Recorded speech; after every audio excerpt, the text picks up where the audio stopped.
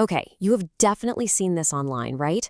A ball just floating on a stream of air, and it looks like some kind of magic trick. But what if I told you it's not magic at all? It's actually a really cool principle of physics that you can totally master with, believe it or not, a simple hairdryer.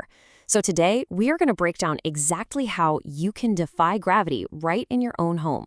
I mean, really think about it for a second.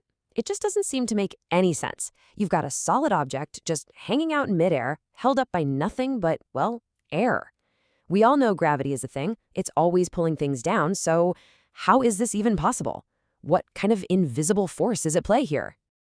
All right, first up, let's talk about the illusion itself. We're going to take a much closer look at this gravity-defying trick that honestly seems like it's bending the very rules of physics.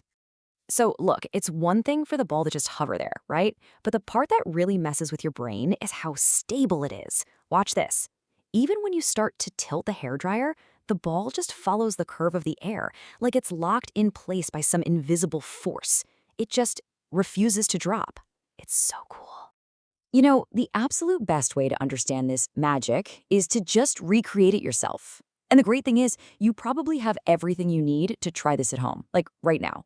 Seriously, you only need two things, a standard hairdryer, and please make sure to use the cool setting. We don't need any melted plastic. And something light, like a ping pong ball. And that's it. Okay, so here's exactly what you do. First, point that hairdryer straight up. You're trying to create a nice vertical column of air. Next, just gently place the ball into that stream until it kind of catches and starts to hover.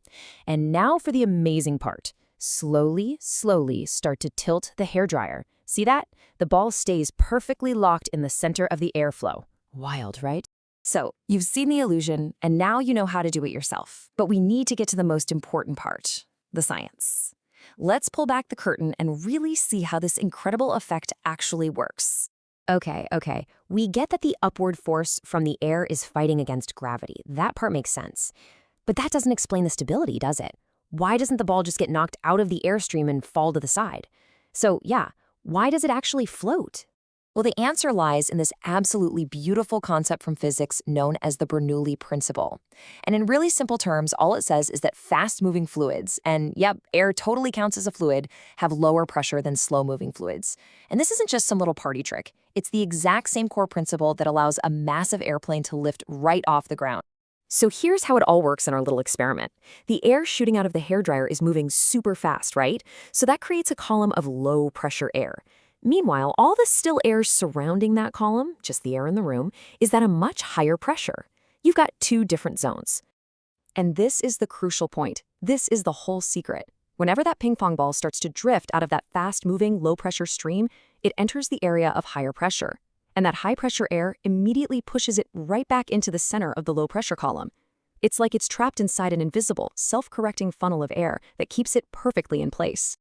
So now you get it. You understand the principle. So let's move beyond just simple levitation and see how you can really master the float. Ready to level up your skills? Try curving the stream a bit and see if you can get the ball into a stable orbit. Feeling really ambitious? See if you can get 2, maybe even 3 balls hovering at the same time. Or, come on, build a simple little obstacle course and see if you can pilot the ball right through it with the hairdryer. And there you have it. We went from what looked like a straight-up magic trick to a fundamental principle of physics that you can test in your own living room. It's just a perfect example of how science can explain the things that seem totally impossible. So now that you know the secret, what's your levitation record?